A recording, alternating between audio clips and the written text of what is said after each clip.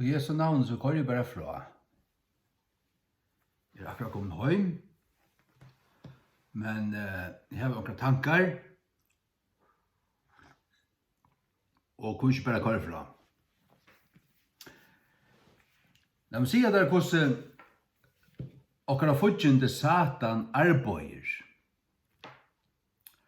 Han fer av seg menn at tjena seg og fylle tar inspirera tar vi liggen. Og fer der å skriva og tantja og aver skal få en spyra veksa fram. Og slutjer det til dømes Friedrich Nietzsche, Carl Jung, Sigmund Freud. Det var ikke hva ferdig. Karl Marx og Charles Darwin og tess hotar Satans bjølgar. Så er du vet, og jeg vet som kristen, og jeg kjenner Bibelna lærer om ting og standa her. Til sannløgjen. Det som god til å tale, ikke bare å gjøre Jesu munn bokstavlig, eller bøyløys, men også det som Bibelen lærer. Sagt du. Profetene i Gamla testamentet tar tale av som tar vært drivner av hele andan. Som tar vært drivner av hele andan, skjønner du? Ikke?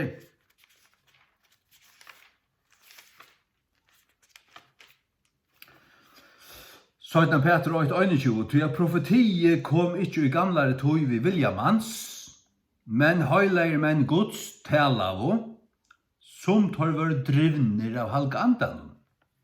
Tar tala av så som tar var drivner av halga andan. Og Peter sier òsne, la meg finna til.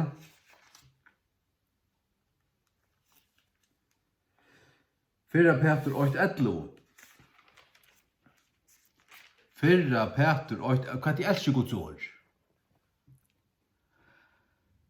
Fra Tutsjo, hverja frelse og profetene hava fregna og kanna utningslige, som profetera om til nøye som skulle komme til tykkara.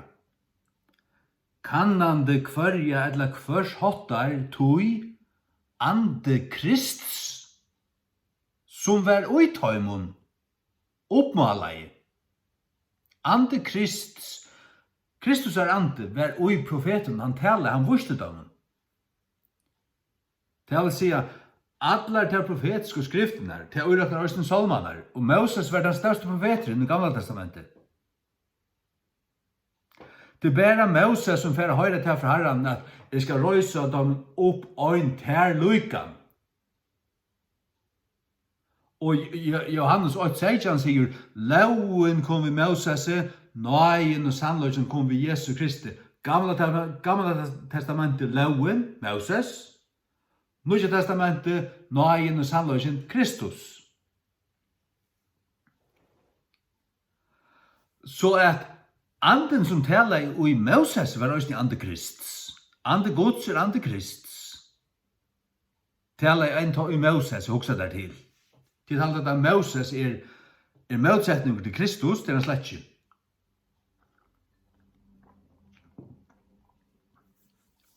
Moses kom til å gjeva lovene. Loven var given til å vise hva synd er. Til å åpenbære synd. Og døme alt som synd. Fyrir vi skulle være klar til å takke mot nøyene. Så at det at God gav lovene til å være en pastor av hans frels og plane. Sjåan det var det til. Sjåan loven ikke frelser. Hon bare avdugar til okken av det var bruk for det frelso.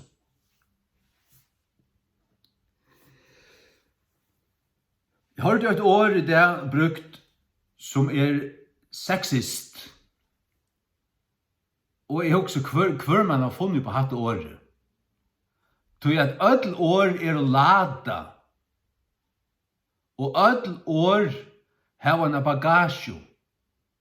Og ødel år fører en tankageng visser. Og det skal tekast som at all den tankagångden alt etablera faktum. Men så hugsi året sexist. Sagt du, Guds fudgendarlig og avvidande folk brukar året til den sexist. Hvis du overhøver hintar til at halde vid til gamla rollemønstren, ja, vi tror kommer vågare enn til. Nå kvinnan frigiven. Guds år hever tala. God hever tala og som året hva han skapte ev og til. Og God hever givet nøytestamentlige kvinnen i øyna firemynd. Bæra øyna firemynd. Og til Sara. Og hon vil rausa. Bæra øyna fyr. Hva vil rausa fyr det? Det at hon var løyen som mann. Og slars du det opp her som hon var løyen som mann, eller løyen som manne, og kallar han herre og hjertan, og i tog søvende, og i tog kapitlen, stod hon vid grøytenar og gjør det mæt. Og det det som øser dagsens konefolk opp topp, altså. Det måste du ikke sige. Det blir svekar.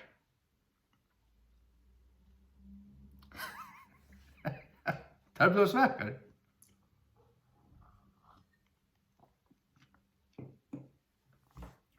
Og så hugsi om seg møgnjøtene det.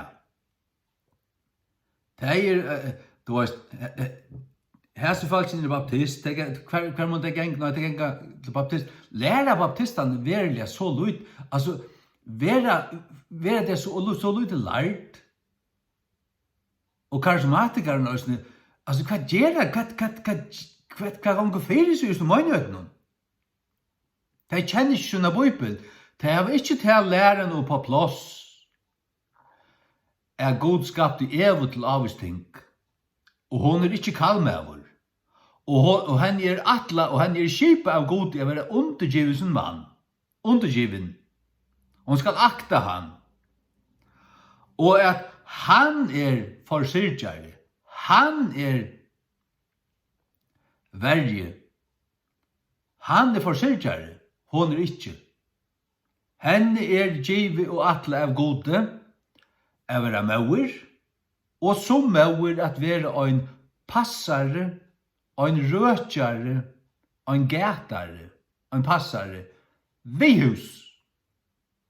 En passare av kvarjon, av søgnon egnu bøtnon, av søgnon egna høyme, hun skal være ved hus og halda hus og passa sånne bøtnon. Men her vi kommet vi lengst han kom for boi til. Ja, vi kommet 40 år for boi til, langt nå. Og hvordan har det gagnet noen? Hva har det gjort? Det folk lukkeligere i det? Når de salerlig sjuk, de må ta tabletter, de må ditten og datten, så loft, akkurat så loft, det til at litta det oppa loft, litta syken opp etter. Så at det så down, at det så rævliga.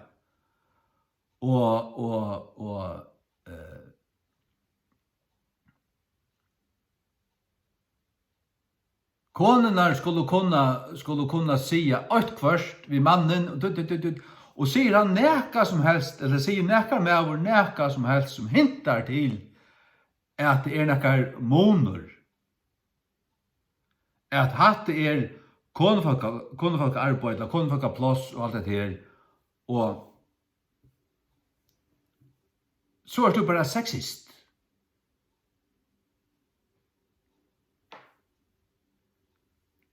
Gjør meg kraft, altså. Gjør meg kraft. Tog jeg ekvelig fegen at jeg var til Bibelene, og å kunne prætike henne øyne av husmøten, og kunne legge det ut, og vita at jeg har sannløkan, og til han som jeg har boa, og til han som er boa i enn, ikke bare om hetta, men om mengaluter. Om mengaluter. Og jeg sutja til at man legger et husmøte ut 1 time og 11 minutter, så en vika gingen her var 120 folk, lurt etter snir. Det er bare en ljavføyla som er gjørt og lagt ut av YouTube. Og 120 føringar av lurt etter. Og så ganger en mann så var kanskje 240 folk lurt etter. Ja. Og det er øyre som vilja lusta. Og så lusta deg. Og så høyra deg sannløygan. Hvordan bytjer du Guds rydtje? Finner du der fram til det tingene som passa, og som kittla, og som daman nu til menneskene, og peppa deg opp, og lærer det, ramsa deg, og fært at trena det orda flottan, og leta det pent ui, og trampa at fram etter paddelen, og skoina, ordentlig, glimt i eianen, ordentlig, altså at jeg sett ordentlig, ja, det var alt snigivet til enda til menneska. Øyne hver damer til her. Det stått i ankan. Er det å bytja Guds rydtje? Nei, til å være en tøyaranda rujande klotte. En tøyaranda rujande klotte. En mannsløgjare, en ørna kittlare. En ørna kittlare. Og det er, altså, til aller flestu. Nei, a bytja Guds rydtje, det er at læra Guds års læro. A boa fyrst gledebåskapen, de som så takke møte, de skulle døypast. Ta i det så er døypt, så er det i møynihøytene. Og hva skal man så gjøre? Så skal man læra deg at halda alt som jeg har bøyt til kun. Hva som helst. Og jeg har bøyt til kun. Matteus 28. Ta før du tar etter lærersvønnen der sted inn i Galileo, og et fjall her Jesus hei fyrskipa tøymon. Og ta der sjau og han tilbøy tøyr, men som er ivavust. Og Jesus kom og tala i til tøyra sigande, Allur måttur fingen mer og himni og gjør, færre til tessvegna og lære allar tjauer, døybande teg i navnet fægirsins og sonarins og heilig andans, lærande teg a djev öllun lutun ans. Det fyrre her, færre til tessvegna og lære allar tjauer, det er den fyrsta oppberingen, det er fyrst til på evangeliet egentlig. Du er tøyder som stender aktor. Du er på en måte stender døybande teg. Det vil si at de som takker møte, de skulle døybast. Dette skal samkopplas ved Markus 16. For i praktisk gledebåskapen for alle skapningen. Det er det som han har sagt av fjallen. Han har talt om at praktisk gledebåskapen. Og så sier han, øyne, han som tror vi er døypter skal være frelstur. Det samsvarer vi til døybande teg i navnet fægersen, sonarens og halga andans. Men så sier han, lærande teg. Hver er det teg her? Det er teg som har tidsi med til gledebåskapen og er døypt, og er blitt limer under møgnehøyt. Teg skulle lære oss å gjøre ødlen luten ans. Ødlen luten ans. Hverjen som helst jeg har bøyt tekun. Så at her er det beit det som Jesus beit høymon, men han heisunder apostlar, Øystein Paulus, som han valgte ut, som han åpenberer seg fyrir, og kattla i, og gav henne særlig tjenastu. Og hver av 13 brøv er kommet i okra Nye Testamentet, til god alt løtt og størst, og giv honom til. Heile anden og tale i honom. Og det er Guds ord. Peter sier det. At skrifter Paulus er våre Guds ord. Og han tåsar om sommar som brangla til. Brangla det, avleia det, ser sjálvun til undergangs, til sin egen øylegging. Og til her, og fortjenden kommer med at menn sova, og han sover ildgræset mellom kvøyte. Vi mellom anna psykologi, tja Freud, og marxismo, som familjehatur, som hatur mot Guds etablera myndeløyka i familjene, som vissuliga papen og mæveren. Han myndeløyken.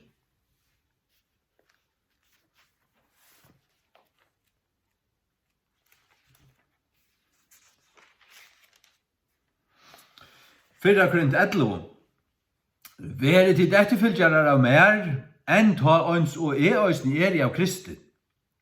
Nå pryset deg brøver at det minnast til moin i ötlun tingun, og halda fyrirskipaninnar, som avhanda i tekkund her. Halda fyrirskipaninnar, som avhanda i tekkund her. Fyrirskipaninnar, ikkje bara fyrirskipaninnar. Men dette var nekkar avvisar fyrirskipaninnar, som han avhanda tøymon, og vi sykja det som Paulus lærte Korintmenn, det lærte han øysene kolossumenn. Og det som Paulus skriva, det skriva Petur øysene. Petur. Og fyrir Petur troi. Om hetta, at mævren høver konunar, og hun skal undergjevas i han, og at gjera der til så akta der Krist, til han som svida. Men restsokkeren tåler ikke av hesson, tog han vittløytor og lojen fyrir, han troliggen. Og jeg synes ikke tvers til kjøkken da. Han av Satan. Hessen anden her, det at jeg vil ikke hete til følelsene som smittet av det, som ujast nær, og som hever til hjertan. Jeg vil ikke hete til. Jeg heter ikke til. Og hva bare det ikke vi kjøtt og blå, men vi andanar. Den anden som har røst opp Karl Marx, det en demoner av en gjerrar ver.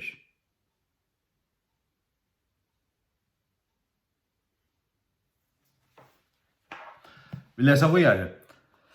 Men jeg vil til haft det kunne vite at høver hvers mans Kristus, og høver kvinnonar mæveren, og høver Krists god.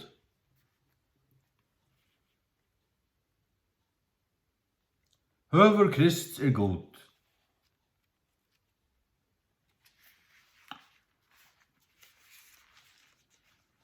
Fyrra Petur troi. Her skriva Petur.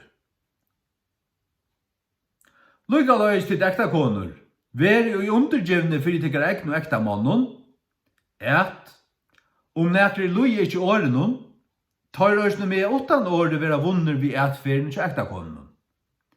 Men tar skoa tikkara kursk og etfer, samkobla vi 8. Hvers prøying let hana øyvera handa utvortes prøying av flatte hare og at veri godle, eller av øyleting i skarsta klægi. Men let hana vera hin dulte med av vår hjertans, og i tog som ikkje forgångelig, ikke forgångelig, nekka evigt, nekka andligt, enn ta prøyingen av en eimjukun og stidlun anda, at han lærte ikke fra Karl Marx, eller fra feminismene. Feminismen hefði lært fra Satan,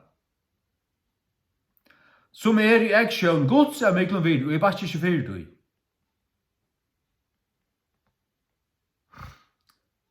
Men det som bare der, og det som støver her man kjenner eller bare ser til, og skvett, at det ikke rett stunden, det er ikke rett stegi. At det blir bare råk. Men da så Kari heim, kommet heim, så vi det, så det lukket som, bare skvett, til liknende at du skal avduka. Utan å nevne nekran såles nær, og avduka det ikke vi tunne meningen, det ikke tunne meninger som rævur, at du skal vinne. Jeg vet bedre, klokere enn du. Nei. God klokere enn vi død. Og han har givet oss et år, og han har rett. Han har ikke skapt mannen og en partner som bare så snart. Lykke som han. God skapte Adam i en hjelp. Og Guds ord sier at han skal være under honom, og fylke honom, og akta han, og være eimjuk og still og lydlaten. Og disse tingene, disse årene her, gengar stikk motsatt tog som ditt alt være lært i det, men dette Guds års læra korsene. En ta brøyingen av en eimjukon og stittlun anda som i reaksjon Guds av miklo vire. Så sier han, til etter he som hattar leie, og hinne gamle tog, lengs gjerne, hinne heila av kvinnerøysene, som lito av god, prøytu seg sjálvar. Der heila av kvinner i gamla testamentet som prøytu seg, eller som var prøytar, som var prøyser av Guds åre, vel omtala her, der prøytu seg ui Jesum, hverjon, en eimjukon og stittlun anda. Prøytu seg sjálvar, verandi og i undergivne, fyrir søgnon, egn og ektamånen. Vi tar langt sett her. Paulus skriver det. Han gav tøymon fyrskipanar.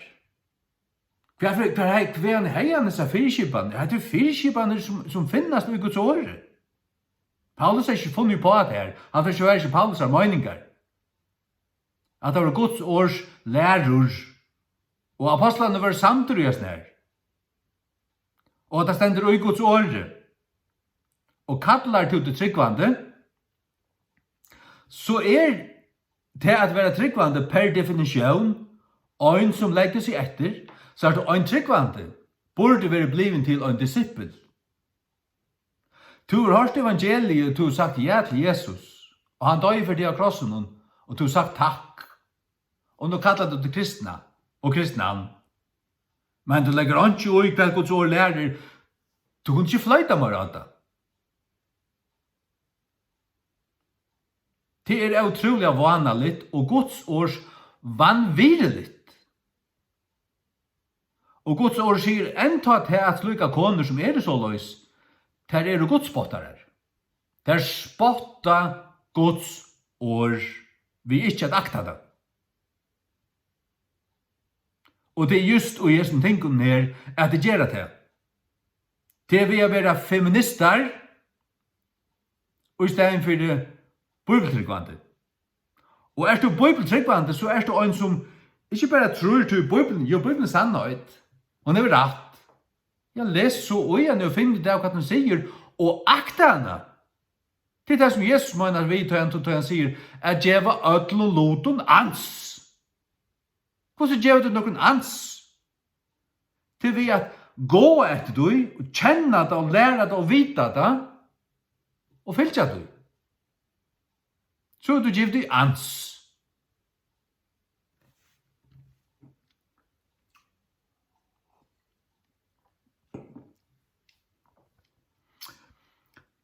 Verande og undergivne i for sin ekne ektamånen,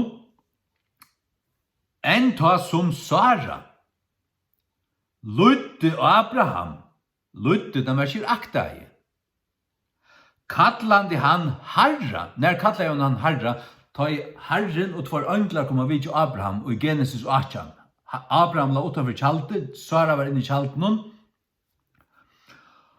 Og det sier at Sara sier jo hjertasunnen, skal jeg nu få gynt at jeg blir gommel, skal jeg for å ha kinsliga tråan som blivit gommel, og min herre øyne gammal vi. Han øyne gammal. Hon kallar han herre øyne hjärta. Hon sier det ikke, men det var så som hon sa på sin mann i sin hjärta. Og god og sin høyla i året rausar henne fire til at hun var en høyla kvinna som var undergiven sin mann. Ikke bræsen her, som en restsokka heks. Nei. En høyla kvinna.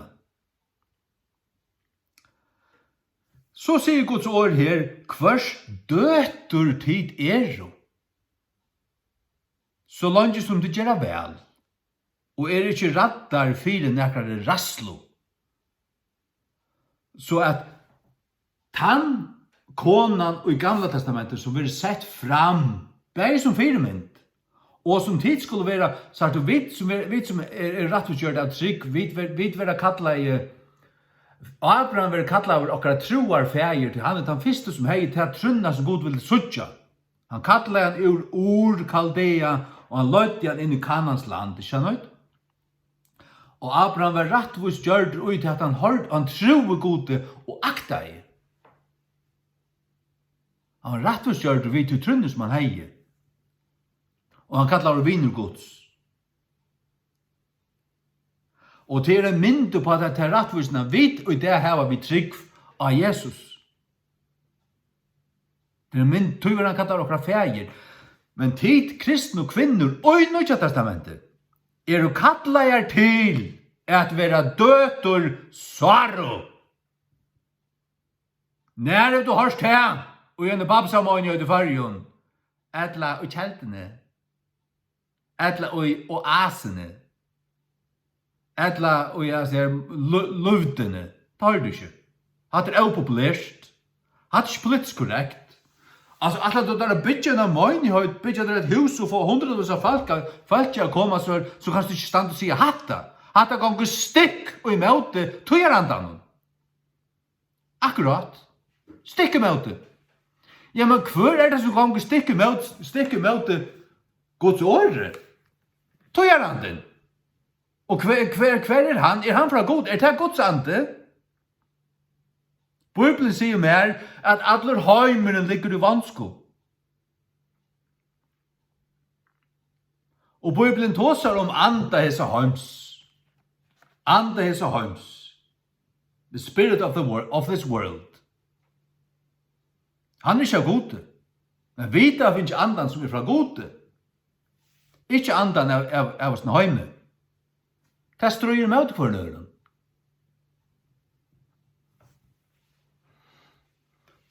Og møgnihøyden heldet til at hun kan bare kalla seg Guds møgnihøyden, men vi være full i heimsins møgningen og lærdommen, som er å lært av etlån anton, som kan ga stikk motsatt Guds åre, og halda at vel tilstendur.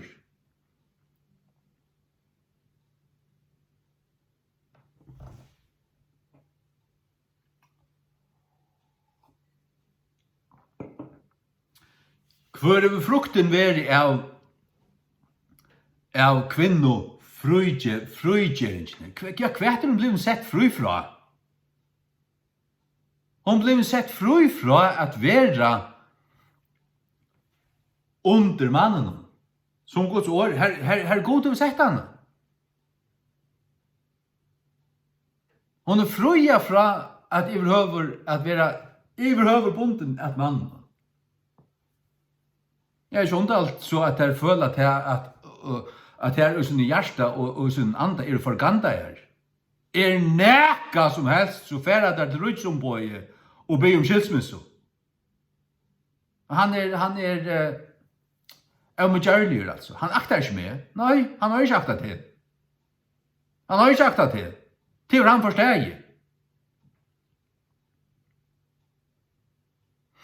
Og til han ikke forsteg. Du er en del fyllt heks.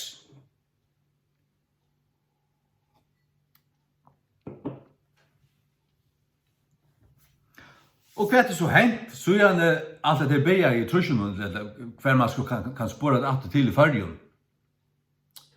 Jo, også i Amerika. Først i 1900-tallet var skilsmissetallet nere av 3%. 3%. Og ta var det vanligt at allar koner gikk i kjola, der arbeidde ikke utan det var nejut, der som hadde bøten, passet av sine bøten, var heima og sånn her. Og også i fargen, altså, nå tar vi bæg om Amerika og i fargen, og skilsmissetallet var også nere sikkert 2% i fargen. Jeg har spurt gamla menn i fargen, bæg i Rydvik og og funninge og skåpen og sånt, om noen folk var skilt, har jeg vokset opp i fjørten, sånne gamle menn som det ganske deier, du vet. Da sier jeg først nei, og så tar man og prater vet du, 20 minutter, så sier jeg, jo, her vær øyn, og så spyr jeg, kvart, når kona rundt det.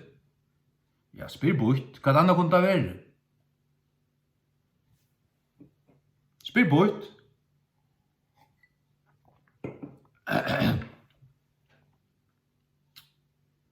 At det det. Og så igjen man løste alt opp, så alt bare ferdig, og så det bare synda flauen, bare skålar inn. Men nå kunne vi arbeide her, og egne penger, og egne bil, og jeg arbeider her, og han arbeider her, og arbeid.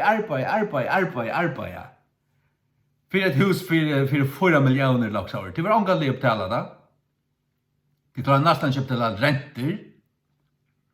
Jeg var ut om sommerfolk som har så dyr hus at jeg betaler 30.000 i landet om året.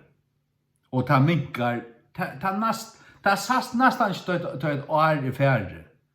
Det er så djupere skuld, og det lakkar bare av lutepette. Største parten for renter. Alt det som henter. Og så knoklas de bæge. Bøttene er bøttene gær, og bøttene har ikke skjønnet mamma. Men hva det var 2 bilar. Og konan er fri, men så ser man som fra løyer at ånden er glæver, ånden er det godt, og alle måler men sjuk. Psykisk sjuk.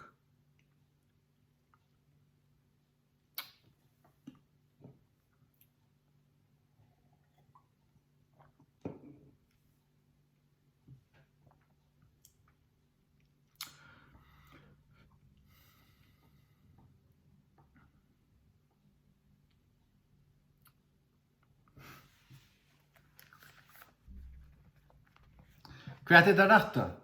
Hva det sannløysen om alle disse tingene? Jeg pyrker ikke å spille noen søvfrøying eller studere noe som helst. Jeg skal bare hitte Bibelen altså. Bibelen er rett. Bibelen er rett, og man vil vent tog bætje, og man vil innført, og man vil spille noen av seg skøve plater, alle stedene. Og han er sexist. Og det er så rævlig stigmatiseret ord. Han er rævlig med over, han er sexist. Altså, han er kvinnekoare, og han får ytla av konefalt jo. Nei. Ta det vær i ordan. Ta i tingene vær i ordan. Så man det, kanskje, det har alltid funnits barstro. Begge kvinner og menn. Men ta i tingene var i ordan, ta hei du høyast alt enn familie. Og bøttene hadde enn familie, det kunne lyde av. Det kunne lyde av. Nekka så litt nekka.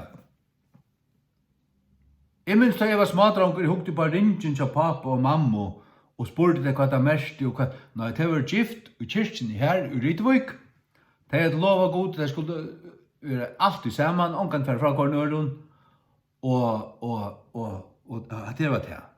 Jeg kom hjem, mamma var hjemme, og pappa var til arbeids, og så kom han hjem, og alt det her, bla bla bla. Og det var knutt sammen. Det hadde enda lova det for gode. Ja, så kan man ikke brauta det. Så kan man ikke switcha så dår, det kan man ikke. Det er helt det. Men det er helt man ikke det. Åpenbart. Det har vi alltid hildt det. Jeg tror ikke skilt tverfer. Jeg tver hekser rundt av meg. Tror jeg tro satanslign. Og badja meg fyrir satanslign og ble bleidre knøven og badja meg for tøymen aldri noe i verene. Jeg kjenner nemlig mot plass.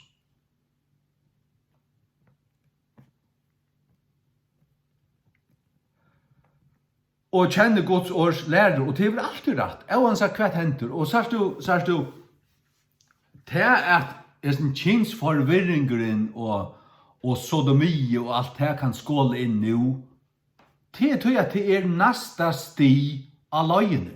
Hvis hitt ikke var kommet i åren, hvis man ikke viska borster månen med mann og kone, og gjørst mennene urbøyner og kventlaslige, og pumpa konen opp til å være en halv med av vårt vårt. Det føler seg som konger.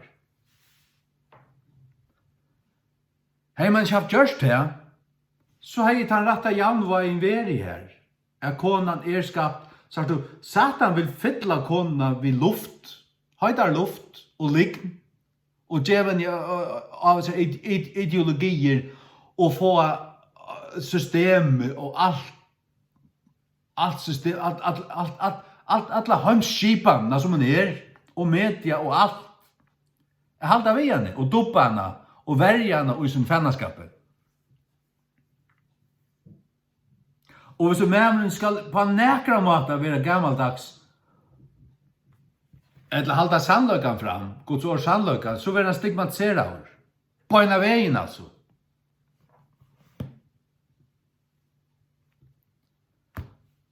Ja. Tid om det. Hvar er min stendig du? Hvar er løgn og drevet du? Hvar er en trus du?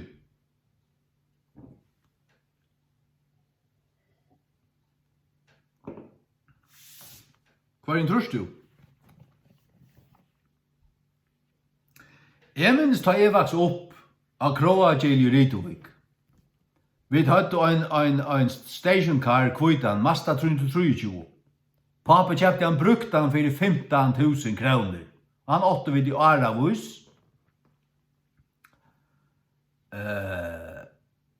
Ja, vi hadde en bil, og jeg var angant av noen badna jegle i løyven. Det som du annars kallar badna gær. Nei, jeg vaks opp ved en mamma.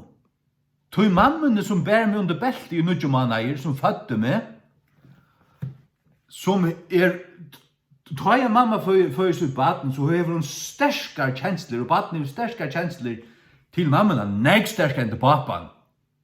Ange pappa kan erstatta en mamma, och mäver inte mamma. Han försörjare och värje. Han har varit till arbete, han har varit laserfrattans ner. Men hon, hvis hon i ordan, hvis mamman i ordan alltså, så det naturligt för henne, och hon vill passa sina egna barn. Det inte hon. Hvis hon i ordan alltså. Hvis hon inte fyllt vid marxistisk ärlig, så vill hon det.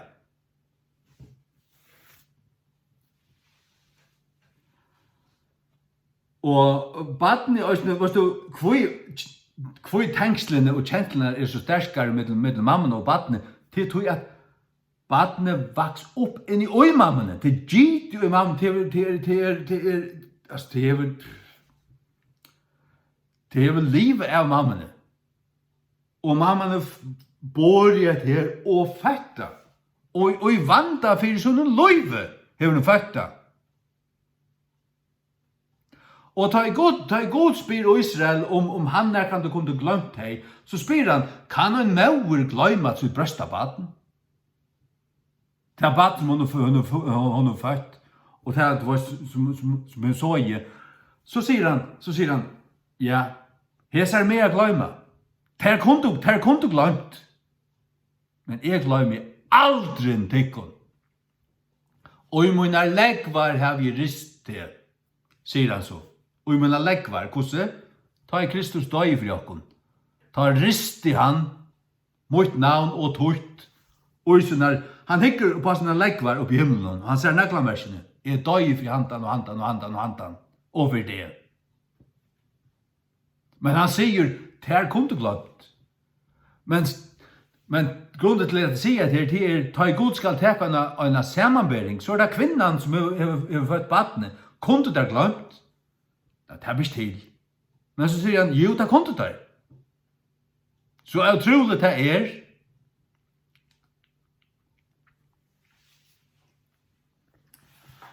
Og nå får jeg lese Titus 2.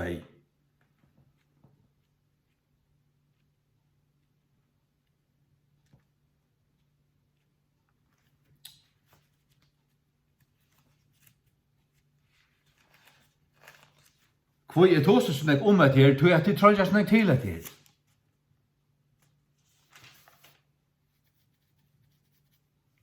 Og veist du hva hetta ber til? Hvordan det ber til?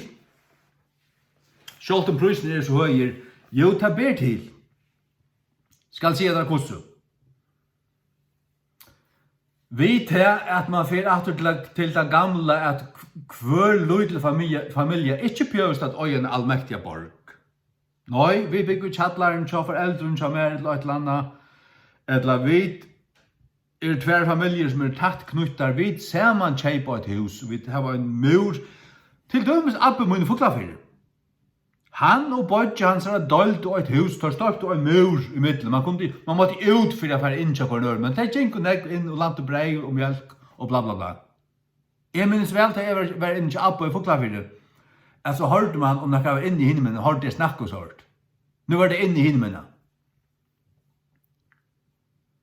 Og det var også en kjørst i gamle tog, at soneren bo i husen og tja mammene, eller tja pappaen, og tog seg av mammene, bla bla bla.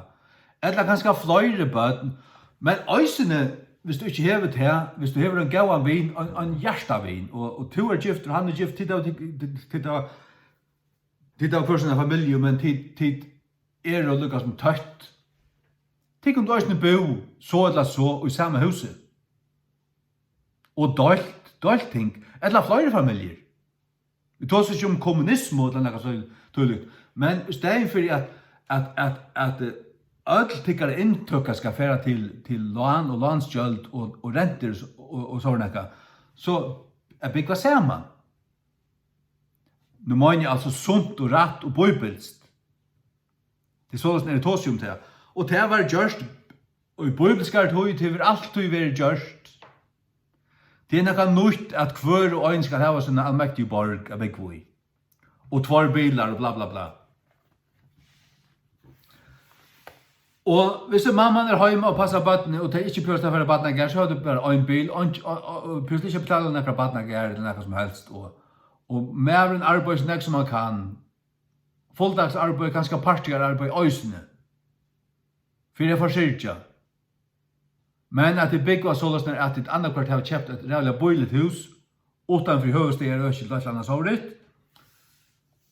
Eller at det byggva tja, onken av foreldrene, eller onken i familiene, og bla bla bla, eller sammen med onken vinne, sånn at forbruket fyr helt nye, og så lærer de til å kjøpe inn rett. Planleggja, løyde til tilboven, venta hver jeg krevne til man alltid måa. Det er nekka nytt at man ikke bjørst her.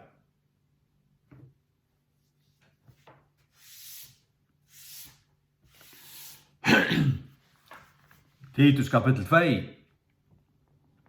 Men tala to tar loter som søma heilnæmare Guds læro.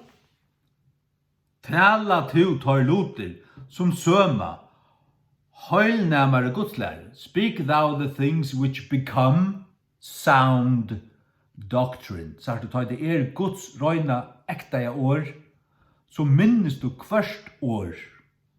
Jeg kan sitere det her fra engelske King James. Du er høylagt. Jeg kan ikke løyma det. Det sier til brent seg i meg. At hinner aldra og menn være edroligere, vireliger, frahaldande, heilnæmer i trygg, i velvild og i tålmøy. Hinner aldra og kvinnor lukka løyes, at her være i etfer så som sømer heila løyka, må Herren Gud salvatun i øyre at du må tøyre Guds år. Ikke falskjer akkærarar, ikke djevnar til nek vuin, fralærarar av gaunlutun, at her med å lære innan unge kvinner, der eldre skulle lære til unge kvinner, at vera edroligar, ikke sånn at druknar av heimen, edroligar, alvarsamar, vaknar vitande og huksande, ikke snuttar av øynen kvarjon. Edroligar. Jesus sier da vi sånne lærer sånne enda tøyne å være vekande og være edruer. Det var ikke at de skulle drekka. Nei, edruer i anda og sinn. Det er noe annet. Å være edrueligere at elska ekta mennsøyner. Til eldre koner og at læra der yngre at elska ekta menn sine, at elska bøtten sine. Det er det lærast. At være hausamar, hauligar, lika som hausamar, ikke framloppnar, men hausamar, kuskar, kinsliga skuirar, passarar vi hus, keepers at home.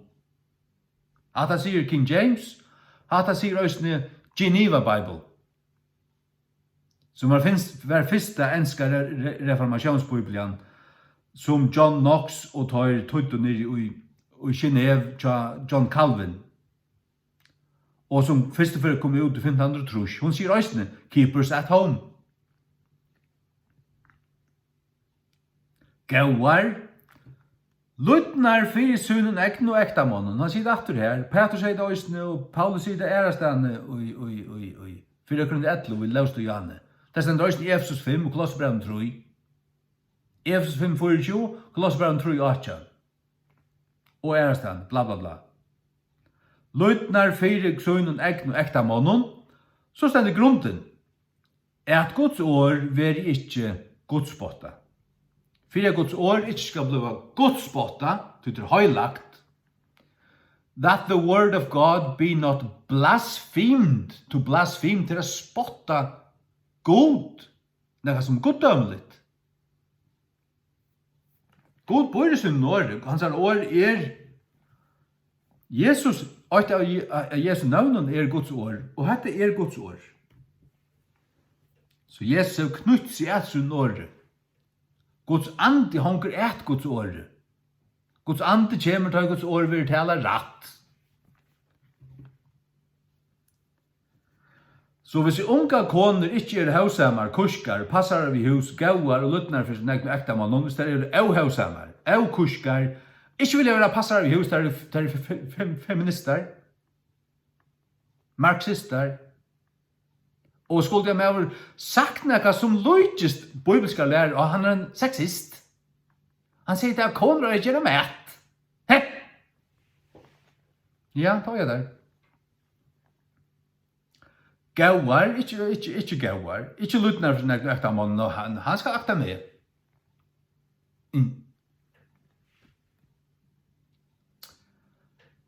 Så vil Guds år godspotta. Det var lite helt om. Du vet på det ikke rett. Vi kristne har at på Guds år rett.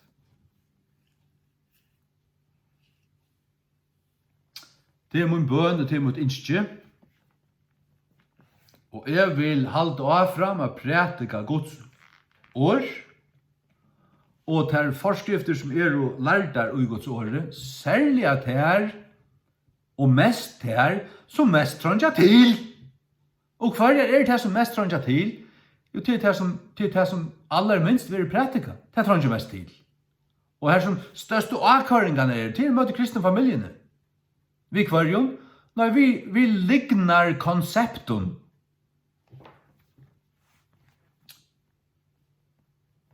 Menningarlæren et lignar konsept. Intelligent design et lignar konsept. Bibelen lærer til at Gud skapte alt for 6000 år siden og på 6 dager. Og Bibelen byrjar og i byrjan skapa i Gud. Og her stender bare øyne for og i byrjan. Og her stender årene skapa i nækka. Så første dag, andre dag, tredje dag, fjerde dag, femte dag, satte dag. Og satte dag skapar Gud mannen. Menneskene. Og Jesus sier i Matteus 9:6 til 9, her det ikke lyse, at han som i byrjanne skapar i teg, kall og kvinno. Det vil si at satte dager vil samkobla og en pastor av byrjannene. Byrjanne var ikke en epoke, eller 6 epoker av milliarden av åren. Her kan helt ikke køyrast millioner eller milliarder av åren mellom Genesis 8 og Genesis 8. Det er satans falslæra. Det er babsa, klottar som fylltast nær. Jeg vet det er negver som gjør det. Det orsker ikke Guds års grøy og lære og tale. Till tryggva heldur vetenskapet falskliga så kallar hon en Guds års grøy og røgn og tale. Det kommer skamma det av alle sammen. Mest tid som lærer det. Det stender i Jakobsbrevene at vi skulle feir være lærere. Være til feir morsdaler.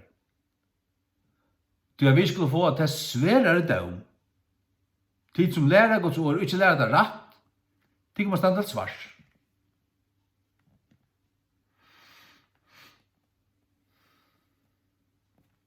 Tid må stande svars for det.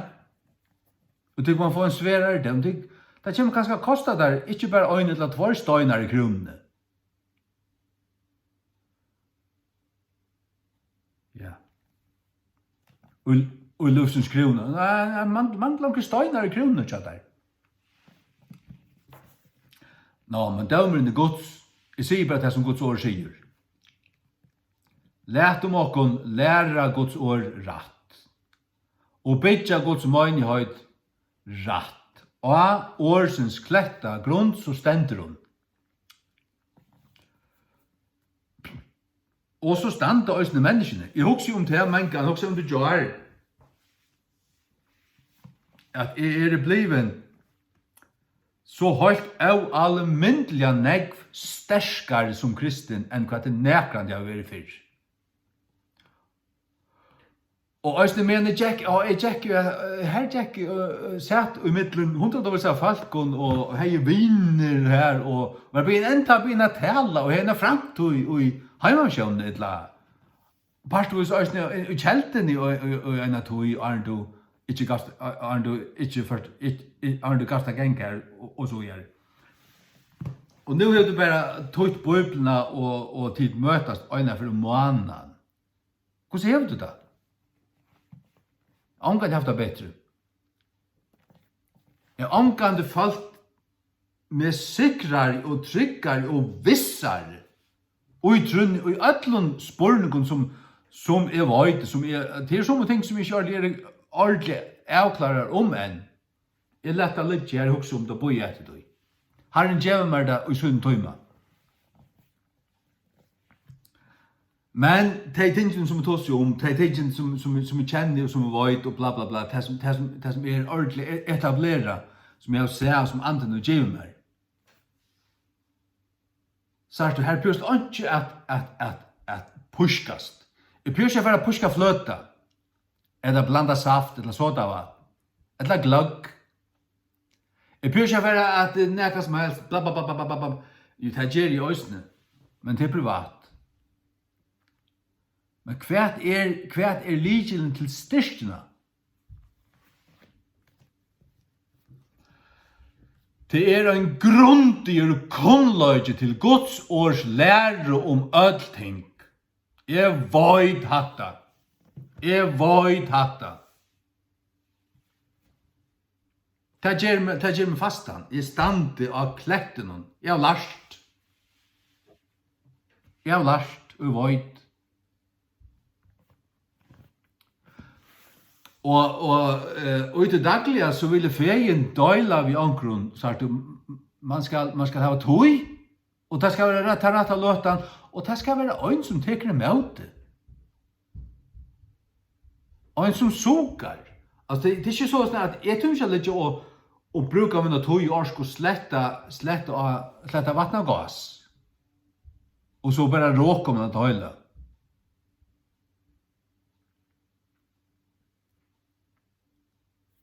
Og så vi er. Tog er det overfegen fyrir til å kunne pratika Guds ord fyrir til og ta som lursta. Og jeg vet at ødel tid som er tryggvande og som høyra med og som lursta og færre djøknet til vita til at det er sannløgsord. Sannløgsord. De kjenner sannløgan tøy, men så er det til om man vil bodja seg fyrir noen og virkjenne han, jo, men at det er sannløgs. Det er det. Satan hatar familjerna. Han vill knusa kristna familjerna. Ta mævren sartur og ensamallur og konan ikke vard og bøtnen, ta atterlige bråte og alt er lagt. Ikke til at det ikke kan bliva til nekka, det er ikke det som sier, men legenden så øyelig.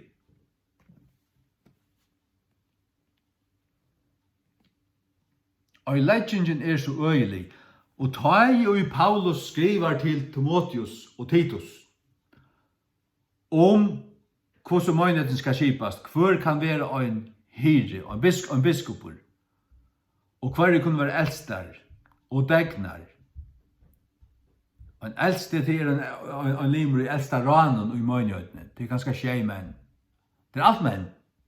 Degnar kyrkjelist tænarar. Han sier torsk løsning av venn. Og han skriver til Timotheus at de tingene som har lært til, de skal løyta øren trofast mannen opp i hendur, som kunne være fører for å lære andre øysene. Så kallar med mannssjåvinist, det et marxistisk konstrukt som bant imot Guds ord. Jeg lærer ikke hva Heimeren sier. Sexist, mannssjåvinist, Jeg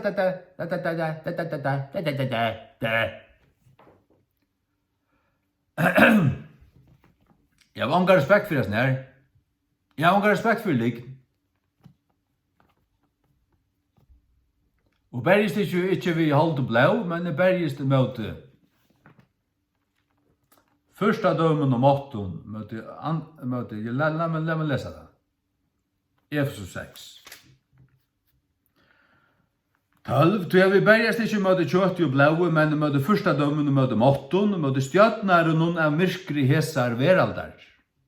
Stjärnar og noen av myrskri hesar veraldar. At myrskren er sånn heime. Og så lærer man fra heimen og man hever heimsins meiningar. Og man vet ikke hva Guds meiningar jo. Det stikk motsatt. Hva stendig du?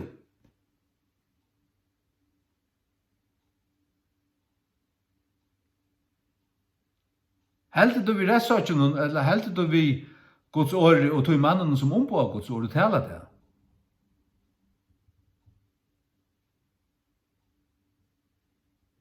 Hver ditt hjärta stilla? Hver stendet du? Mot de andligere vansko og i høven plåssen. Mot de andligere vansko og i høven plåssen. Her signet til folk, signet til som har lusta, gjør dem nøye og visdom til at tryggva til den året, gjør dem trygg. Gjør dem visdom, gjør dem styrke. Lær deg hvordan det skulle liva. Og i Jesu navn. Amen.